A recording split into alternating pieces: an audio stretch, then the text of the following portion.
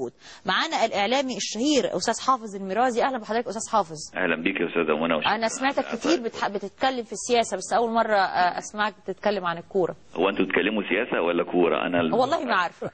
سياسة كروية. أنا معجب جدا بمقترحات الكابتن زيزو، لأن أعتقد هي دي الحلول اللي لازم نركز عليها. الموضوع متعلق بالكورة ويجب أن يبقى كذلك، لا نلجأ إلى موضوع الصحراء الغربية وهنقف مع المغرب ولا مع الجزائر ونكبر الموضوع، ومش ده تقليل من ترويع أهالينا وإخواننا وأخواتنا اللي حصل ليهم في السودان. لكن أنا عايز أقول سؤال للكابتن أحمد حسن، وهو بلدياتي وفخور بأنه نكون بلديات، بأنه سؤال بأنه مين اللي خلى نوعية الجمهور ده بتاع الجزائر يروح للسودان وفي طائرات عسكرية جزائرية.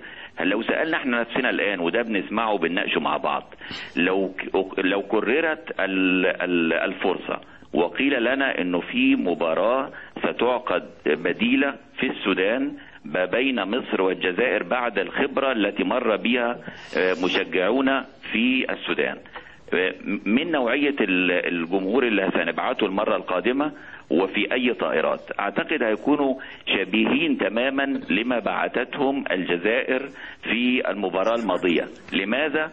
لأنهم لديهم خبرة بما حصل لهم في مصر، إعلامهم قدمها بشكل مبالغ فيه للأسف شديد، لكن إعلامنا قد لم يقدمها وعتم عليها. فكلا إعلامنا لم يقدم ما حصل في المباراة الأولى. المباراة الأولى تحطم أتوبيس اللاعبين. يا أستاذ حافظ يعني إحنا من أنصار الكلام العاقل والمنطق. انما انا عايزه اقول لحضرتك على حاجه، يعني انا هفترض ضد التجاوز باي شكل من الاشكال، سواء مكتوب او مقال شفهة.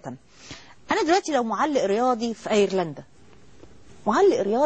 بفهم في الكوره كويس جدا، وبفهم في اللعبه كويس جدا، وبفهم في المشجعين الايرلنديين، ومنتخب بلدي هيقابل منتخب اليابان، هل معقولة هجيب كتالوج وقاموس واشوف هم اليابانيين بيزعلوا من ايه؟ لا عشان ما اقولوش. اسمح لي برضه انا لا ادافع عن المتجاوزين، واعرف انك تفهمني يا استاذ حافظ. انا لا اتحدث عن الفاظ نابيه، عن تعميم، عن شتائم، كل ده مرفوض وتجاوز يجب التوقف عنده. انما في النهايه برضه المعلق الرياضي عايز يحمس الناس، يا جماعه نروح الملعب ونشجع فريقنا وسنهزم العلم الاحمر مثلا اذا كان الصين او كده.